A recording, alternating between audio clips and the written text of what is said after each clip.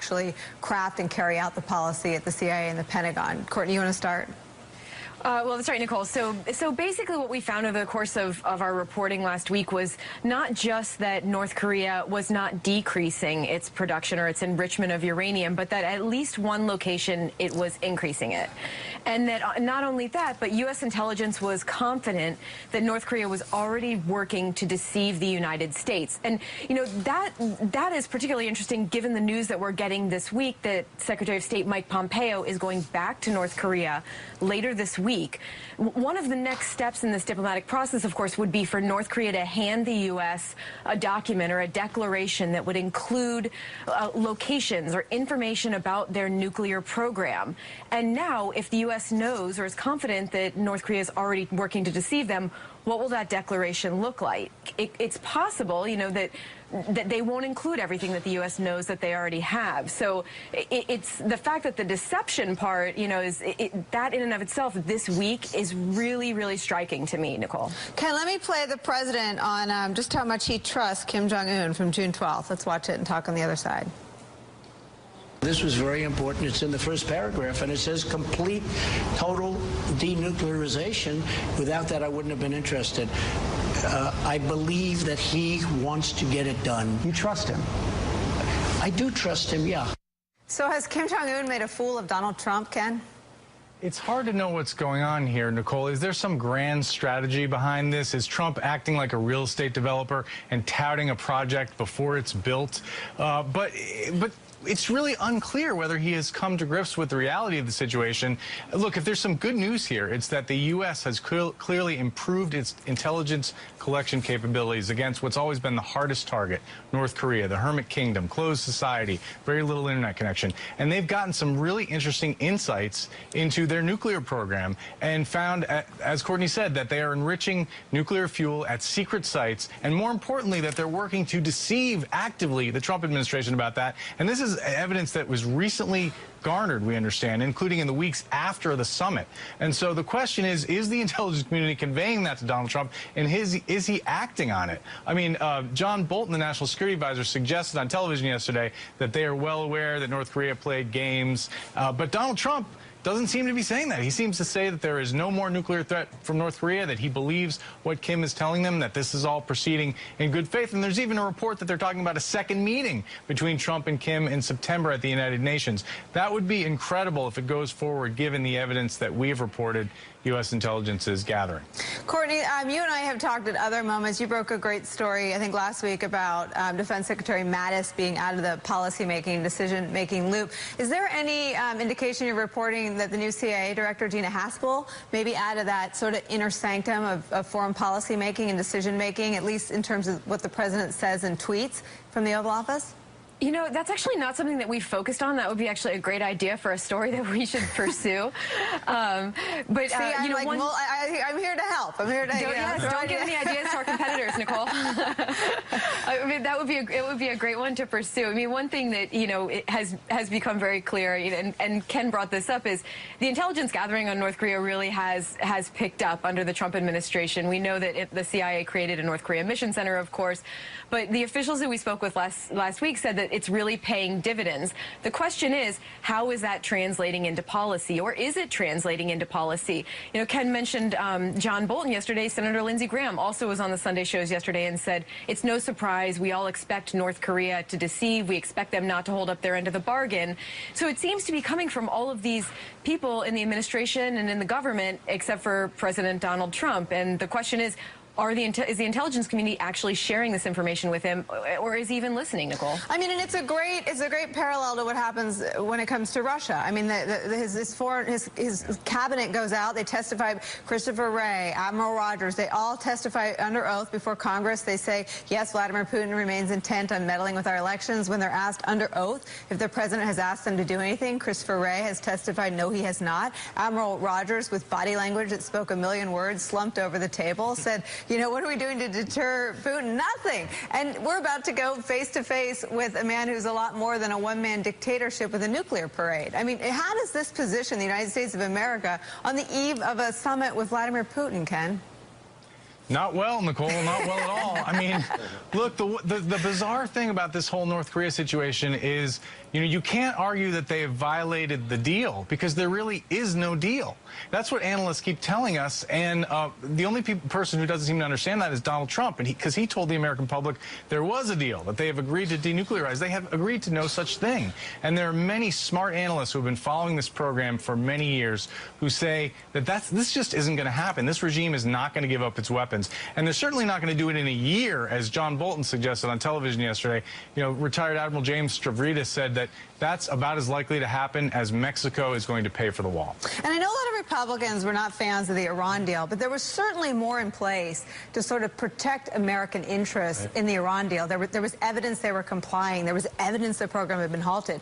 Either the president's been played for a fool, or they're lying to their 40% of the country that's going to believe them no matter what actually happens. What's amazing about this, again, is how bad Donald Trump is at this. The art of the deal co-author, whatever. And clearly he has been played. And the question is whether he has been duped willingly or unwillingly. We're back to winning or unwitting. Right, exactly. And whether he's going to correct this. But you asked the key question. You know that Vladimir Putin is watching this? Of course he is. And all the world leaders are getting the measure of the man. So we're going into this the summit with Putin, where the president is floating out all sorts of concessions again without getting anything in return.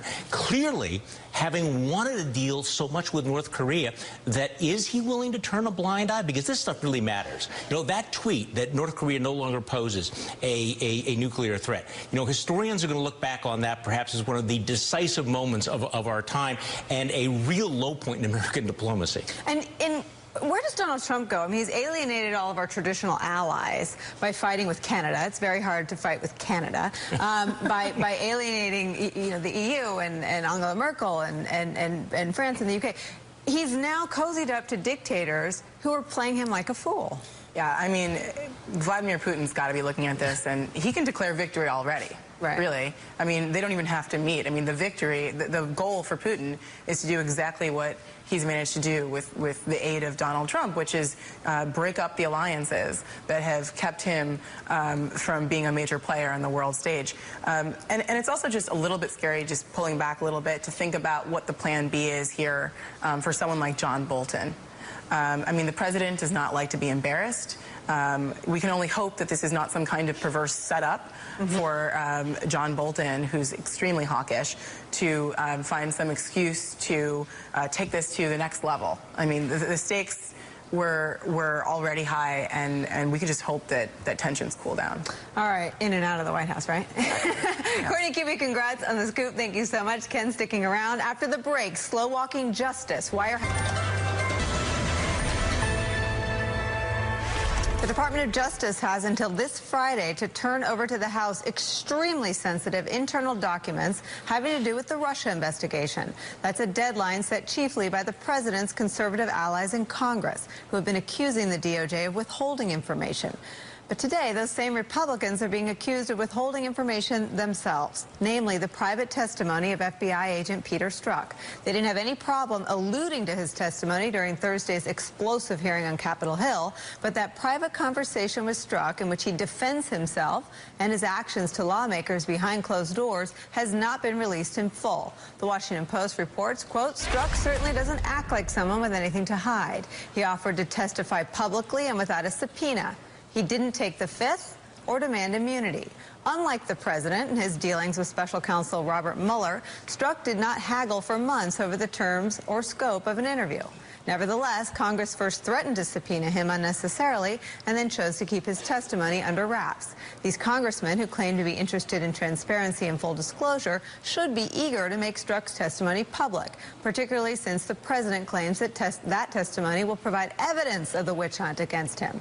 So what are they hiding? Ken's still with us. Ken, you've got some reporting of your own I want you to bring to all of us, but also there is no one man who has served as a larger or more badly beaten punching bag for the president's sort of conspiracy theory of a witch hunt than FBI agent Peter Strzok. That's very true, Nicole. And in fairness, he brought it on himself. And I think he would acknowledge that, and he sort of did. And he did, right? My sources are telling me, two Democratic sources are telling me, who are familiar with Strzok's testimony last week, said that he regretted those inflammatory texts and was sorry that he sent them. But he said at the end of the day, he was operating in pursuit of evidence, not out of bias. And then even if he was biased and was trying to steer an investigation in one way or another, he wouldn't have been able to do it because he was part of a large team. He wasn't the leader. He was a senior team member, and he was not in a position to hold sway over either the Clinton email investigation or the Russia investigation. Interestingly, I asked these sources, why are the Republicans hiding this testimony? Why won't they release it? Is there something particularly damaging to their cause? And they said they didn't think it was that. They just thought that the Republicans want to have Strzok back in a public hearing, and they don't want to sort of dilute the record and have his testimony out there in writing. They want to ask these questions and try to make them as embarrassing as possible out in public, Nicole. You know who agrees with the reporting that Ken Delanian has about the testimony? The IG report that Donald Trump and his allies like to wave around as evidence that most of these people who work for former FBI Director Jim Comey were somehow part of a plot against him. So this just doesn't hold up. It's sort of Uranium One. It's Mueller mob family. It's part of just the bogus clown show that happens on Fox News every night. Right, but it's been very, very effective as a weapon. I mean, he is the piñata, and Ken is absolutely right. He brought a lot of it on himself with his reckless behavior. But let's talk about his reckless behavior. So this was one tweet or one text that he sent to somebody who's in a relationship with. But if you look at the body, I mean, he is sort of the typical, not typical, but one of the typical profiles of an FBI agent where they don't like politicians in either party. He was also very critical of Eric Holder, of Bernie Sanders, of Chelsea Clinton. There were plenty of Democrats who were on the receiving end of insults sent to the same individual as this one. But I also think that this highlights two, shall we say, disingenuous arguments that House Republicans are making. Number one, they have been posing for holy pictures as, that everything needs to be out in the open. We are in favor of transparency, which is why, they're unmasking all of these folks. The second is that we're just doing our job of oversight, except that this Republican Congress is not exercising oversight over the Trump administration in virtually any other field aggressively. So that there's something, that there's two kind of big lies here, is that we want everything out in the open, and that we are simply doing our job, under the Constitution, when in fact, when you think about all of the things that have happened under the Republican Congress, their willingness to go along and to be complicit in this undermining of this investigation, I think, is one of the low points. Let's play Donald Trump trying to field some answers. They're coming up with nonsense about the documents that you've been reporting on, Ken. Why don't you just direct your subordinates to get those documents over to Congress? Are you going to do it? The one thing I want to stay uninvolved in, at least for now, I may get involved. Okay. But I've been told by so many people, don't get involved. Other people got involved, and it's not good. And they'll get the documents, and they're getting them, and they're great people. I didn't like the scene the other day where everybody's screaming at each other. I don't like that because it's bad for the country. If Russia is in fact looking to sow discord or chaos, they've got to be saying, this is the greatest thing we've ever done. On that we agree, Mr. President. Ken Delanian, I'm told by a senior Justice Department official that they refer to the process as accommodating these document requests. They've brought in a former U.S. attorney whose only job is to accommodate these document requests, and that everything they've asked for has either been turned over or is in the process of being redacted for national security purposes or otherwise reviewed, but that there is nothing being withheld from this noisy faction in Congress, and that the only thing they find curious is the public nature of this debate. I think that's true, Nicole, and it's also a very sad state of affairs because what's being turned over is unprecedented. It's going to set a negative precedent for years to come because it involves internal documents about a pending criminal investigation, which until now Congress was not entitled to and did not ask for, and these members know that. James Comey set somewhat of a precedent when he turned over FBI 302s, the detailed notes of interviews in the Clinton investigation to Congress. He also turned over classified emails, but that investigation was closed. Nonetheless, that was used as a precedent to open this door, and now we're down a road where where does this end? I mean, if Congress starts demanding files in an open FBI investigation, what if the defendant's innocent and then stuff gets leaked suggesting, for example, they were involved in insider trading, but they're actually not guilty?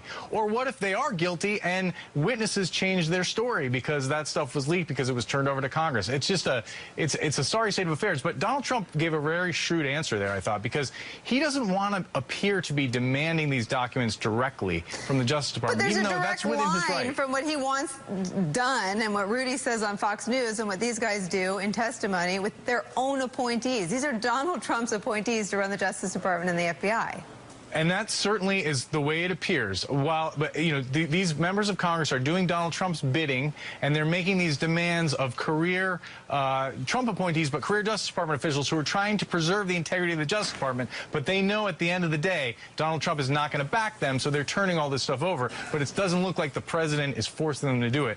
But that, I think, is actually what's happening, Nicole. Ken comes back, and I have to refill my Ambien prescription. Scary stuff. Up next, with the president set to announce his Supreme Court nominee in a week, we're learning more about who he's considering. P3 Snacks, the more interesting way to get your protein. In the morning, during the morning, I interviewed and met with 4 potential justices of our great Supreme Court. They are outstanding people. They are really incredible people in so many different ways, academically and every other way. And I had a very, very interesting morning. Very interesting, though, was my 4 meetings. I'll be meeting with 2 or 3 more, and we'll make a decision on the United States Supreme Court, the new justice. That'll be made over the next few days, and we'll be announcing it on Monday.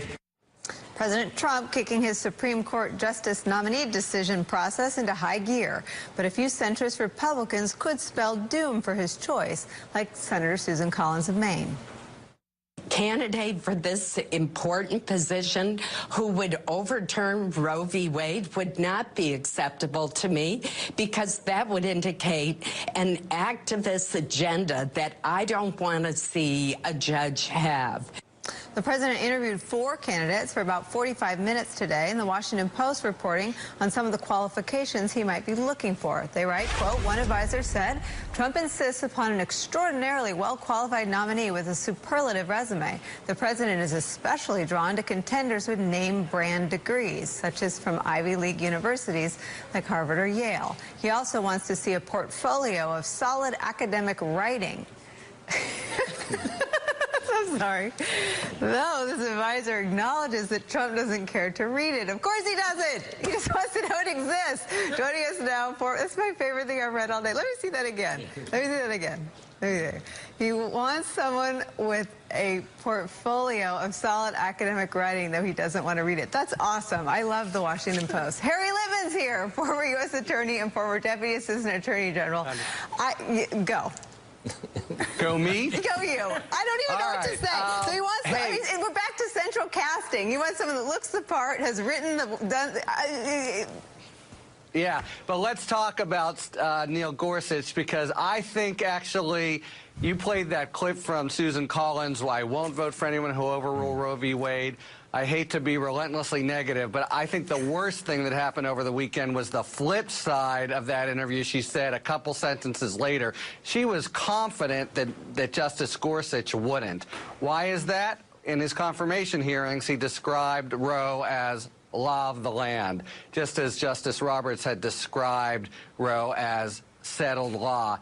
I think it's 100% clear that whoever the nominee is going to follow that same script. And if Collins really believes that Gorsuch passes that test and she's unconcerned about a 4th person there, it lays the groundwork for her to say, whoever it is, oh, see, they've expressed respect for the precedent of Roe, and it makes it very, it's foreboding that she would then have her own established test passed by this new nominee. So, Harry, first of all, your relentless negativity is what ties us together. I love it. Don't ever stop. But let me ask you, I mean, are there any names on that list that don't meet that sort of Gorsuch test as you just defined it? Doesn't You mean everyone who would say outright they would overrule? Well, who wouldn't have to? I mean, your point is that Gorsuch didn't have to say outright that he would overturn Roe v. Wade. He said enough to bring along senators like, I mean, I think you're making a more nuanced point, that there are people on that list who may say the right things to get a Collins vote, but on the bench, they may very well not be protectors of Roe. Oh, I would say everybody on that list, right? I mean, depending on what you mean by protectors. Right. And there are many, many ways to basically demolish Roe without having to say the words. There are some on the list who have actually had some hostile statements in the past. But everyone, I think of, you know, Allison Ide and Joan Larson and Amy Barrett, Brett Kavanaugh, I think they are in the pole position. All of them will be careful to say Roe is, quote unquote, settled law. All of them also won't commit, you know, 100% to never overturning settled law. There'll be a stalemate there, and you'll have to hope for the best, and that's not a very good, you know, position for people to be in as far as abortion rights go, especially because it's just not a question simply of overruling Roe. It can be really essentially asphyxiated, you know, to nothing without having to expressly overrule it, which likely Chief Justice Roberts would not want to do because of the cost to the court. You agree with that? Yeah, that's exactly right. And I was talking with a senior Senate aide over the weekend who said that the #1 goal right now is to convince Susan Collins that that Justice Roberts would never be the 5th vote to overturn Roe because he is so institutionally conservative, that it would simply be too radical from a legal point of view, but also socially and politically, and that's just not his judicial philosophy. So a lot of it is not necessarily focused on the nominee because they've all been pre-vetted, but it is to say that, look, the court as it is constituted would not do this, but that doesn't mean that they would not shrink it around the edges, that they wouldn't stop the expansion, and that it would not be a number of, you know, as applied decisions that would be, you know, not favorable to pro-choice interests. How is this threat to Roe v. Wade not enough to light every Democrat's hair on fire and have them in the street? I mean, their response since Kennedy's resignation has been tepid at best. It's remarkable. I'm beginning to wonder if Democrats just don't know what to do with themselves. They don't know how to organize around this issue. This is potentially the most fundamental change. Just, I mean, it would sort of be before and after. I mean, this is potentially another generation of young people, boys and girls, men and women, growing up with the. It just represents such a social regression. No, it really does. I don't know exactly what the problem is, but one issue might be that it's actually been a generation or so since this has been since abortion has been not legal, and so I think 2 or 3. Going to be. Hi, everyone. It's 4 o'clock in New York. The president's longtime fixer, Michael Cohen, has drawn a new line in the sand, telling ABC News that his loyalty lies with his family and his country, not Donald Trump. Cohen also signaling his willingness to cooperate with special counsel Robert Mueller and breaking with the president by claiming that the Mueller investigation is not a witch hunt.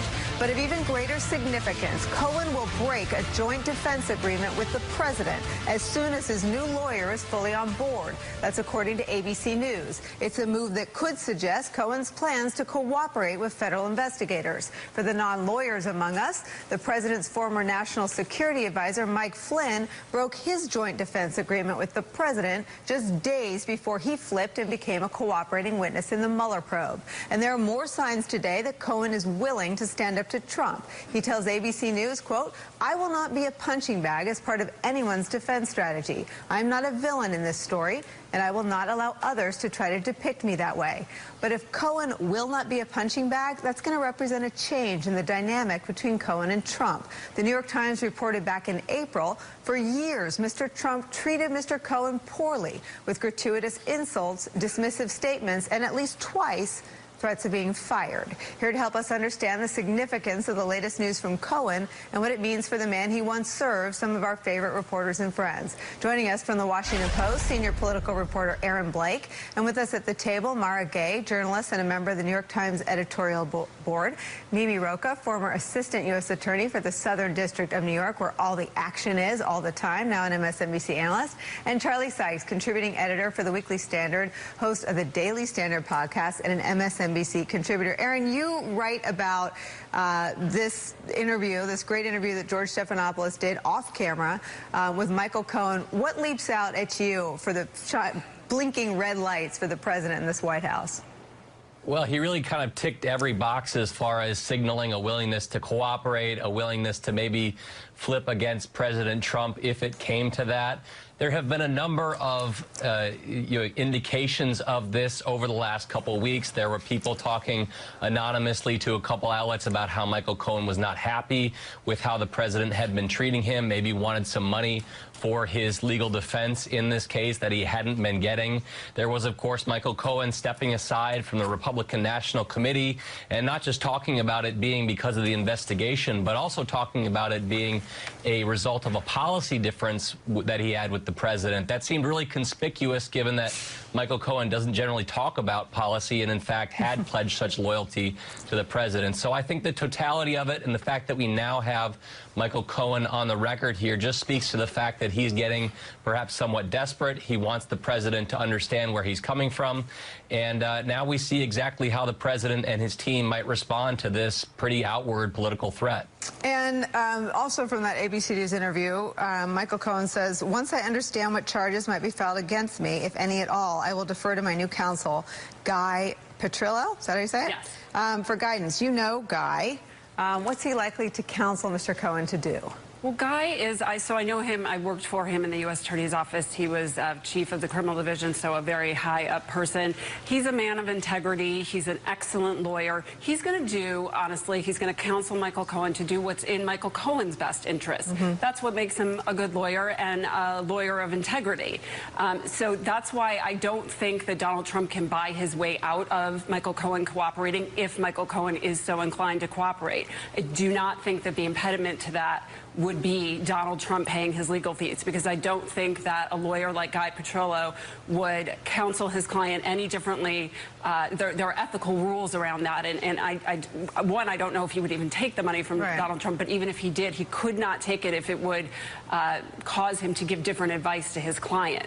So if that's what this signal is about, you know, it's not going to go very far. It's not going to work. Let's go down memory lane and look again at how Donald Trump reacted on the day of the search and raid of Michael Cohen's homes and offices, an attack on the country. It's a disgrace. It's frankly a real disgrace. It's an attack on our country in a true sense.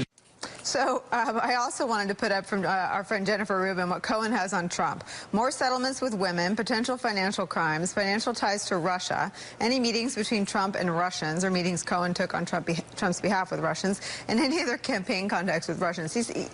Someone close to Cohen described what Michael Cohen could be sitting on as potentially nuclear for the president. Yeah, there's no question about that. I mean, this guy has the crown jewels. Now, this interview is extraordinarily interesting because he's clearly signaling a new tack, but it's kind of a charm offensive from one of the least charming individuals in American politics right now. So, I mean, obviously he's trying to rehabilitate his public image. He's obviously trying to kiss up to the prosecutors, or at least present himself in a more favorable light. But also there is this, is he basically saying to the president, you know, I am out here, I'm you know, waving the hand that I'm not going to take a bullet for you? It's hard for me to imagine what the president could do in response to that, especially going into the Supreme Court nomination fight, that wouldn't be disastrous. But I mean, this is something, and I'll be honest with you. A few months ago, after that raid, if somebody would have said, you know, Michael Cohen will actually flip over on Donald Trump, I would have been very, very skeptical. Yeah, what I'm interested in is, so far, the Trump White House has been pretty successful at controlling the narrative because the Mueller team really can't respond yet, and so this is actually a huge threat, I think, to that control, because you essentially, when you pull back, you realize you have the president's former lawyer coming out and saying, and certainly under duress, yes, but saying, this is not a witch hunt. This is real. There's something here. And why would you do that? I mean, is he trying to get a better deal? I mean, there's also been some anecdotal evidence that he's sort of prepared to be charged, that he knows and a pardon isn't on the table until you've been convicted of a crime, right? Right, but I don't think, again, sort of like the legal fee issue, I don't think a pardon here is going to save Michael Cohen, because there's state exposure, there's civil exposure. We've already saw the Attorney General filing, civil suit against Donald Trump, and that's moving quickly. So I don't view this as a call for help to the president. I think probably Michael Cohen is a man who really wants to talk. He likes to be in the spotlight. It sounded to me from what he didn't say in the interview that he is listening to the advice of his lawyer. This is a little bit of speculation, but I think probably Guy Petriello didn't want him to do any interview, and Michael Cohen was determined to, and he said, fine, off camera, and don't answer any factual questions, because those are the questions that can get him into trouble. Do you ever dissolve a joint defense agreement with someone if you're not going to flip? I mean, why else would you do that? Well, if there's real acrimony in the relationship amongst, defendants or subjects, I mean, it's an agreement that allows lawyers to share confidential information that would otherwise be protected by the attorney-client privilege in order to work towards a common goal. So it means your goal is not the same anymore. Right. That can be because one person's cooperating. There are some other circumstances where it could happen, but you're right. I mean, as you said at the beginning, when I heard that, assuming it's true, it hasn't happened yet, that would be the biggest flag that he's getting ready to cooperate. And Aaron, I see you nodding on my monitor here. It was also the sign when Mike Flynn dissolved his joint defense agreement with the president's lawyers. That was the sign. That was sort of one of the last things that we knew about before news that he'd pleaded guilty and had become, as one former federal prosecutor said, a member of Team America, working for Bob Mueller. What is the degree of alarm that you and your colleagues at the Post are picking up from the president and his inner circle? We played that sound of him calling the Cohen raid an attack on America. It rattled him at the time, and I understand from you and your colleagues that it still angers him. Yeah, it's been clear that, there was that Roger Stone quote from back in April in that New York Times story that you mentioned, where he basically said that the president has treated Michael like garbage for all these months and for all these years. Michael Cohen has always seemed like somebody who has been trying to get in Donald Trump's inner circle, apparently wanted to work in the White House. That never came to fruition. Had this consulting business on the side, which of course has been the subject of lots of probing here. I do think that joint defense agreement part is a key point here. This is not just Michael Cohen coming out and saying, I may flip on the president or hinting in that direction. This is actually his legal defense going in a different direction. This is not necessarily a hint that there will be a flip involved here, but it's a necessary component of going down that road. It's necessary, but not totally sufficient. And so I think that this is him sending a message and actually kind of putting his money where his mouth is as far as his legal strategy. And now we have these two defenses at least heading off in divergent directions, if not adversarial ones. And let me pick up on Aaron's point there, because he also said in that interview that I don't agree with those who demonize or vilify the FBI. I respect the FBI as an institution as well as their agents. He also refused to criticize the Mueller investigation, as we've said. His other client was Sean Hannity, who is the quarterback of the Bash the FBI team, with all of the House Republicans sort of playing supporting roles. He's now at odds with the entire sort of public-facing Trump, Bash, Justice, and FBI. No, that was a really good point before, that this is very, very much off message. You have Trump world who've been very, very consistent in demonizing and degrading this investigation. And here you have Michael Cohen, who, poses a unique threat to Donald Trump. Remember, the Trump business is not a publicly held company. Right. Women, financial crimes, financial ties to Russia, any meetings between Trump and Russians or meetings that Cohen took on their behalf, and campaign conduct. I mean, that's the whole enchilada, right? What does the fixer do? What's missing? Yeah, what does the fixer do? What we know. He does the dirty business, right? He does the stuff that needs to be taken care of, for a very, very secretive organization, a very secretive man, despite his public profile. So we have no idea what sort of a box we're opening up here, but Donald Trump does. Exactly. Let me put up Donald Trump doing the old coffee boy trick, distancing himself from Michael Cohen. Well, as a percentage of my overall legal work, a tiny, tiny little fraction. But Michael would represent me and represent me on some things. He represents me, like with this crazy Stormy Daniels deal. He represented me, and, you know, from what I see, he did absolutely nothing wrong. The crazy Stormy Daniels deal, and I remember that sound came before or after Rudy Giuliani told America and the world through Fox News that that they simply funneled money through Michael Cohen from the president. Well, it's funny that you would bring up Rudy Giuliani because he's been quite quiet. I think he's on vacation. He might be on vacation, legitimately. But the silence from the White House, I mean, usually I feel like when the president is a little anxious about something, the rest of America knows and is made to feel anxious as well through his tweets, his tweet storms. But their relative silence on this, you know, I just wonder if that means that they're, what does that mean? Are they even more nervous? Aaron, do you have any thoughts on that? And then let me ask you a second part of the question. He did signal to, I believe it was Mike Flynn, stay strong through his Twitter feed. He has been oddly quiet in recent days, at least since this interview popped up this morning on Michael Cohen. Yeah, we may remember the last thing that he was kind of conspicuously quiet about also had to do with Cohen. That was when the whole Stormy Daniels thing was really beginning there. He didn't tweet at her for a number of months.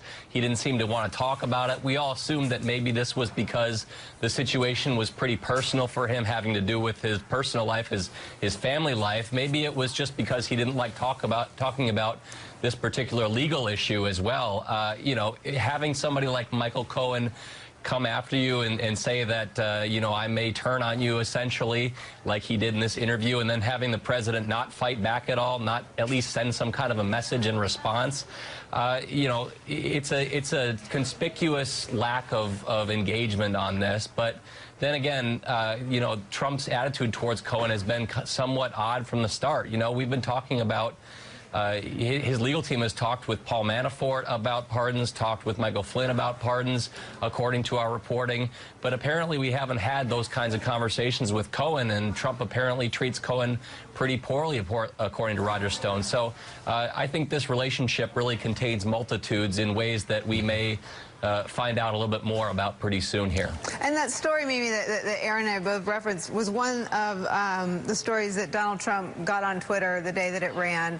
Maggie Haberman and a couple of her colleagues had a byline on that story and attacked them. And that's usually a Trumpian tell, not that the story's fake, but that they struck a nerve. That is too true for Donald Trump. I want to ask you one more question, though, about how much of this is public-facing and how much of this is unknown to us. This case was referred to the Southern District because Bob Mueller either viewed it outside his scope, or could there be any other reason?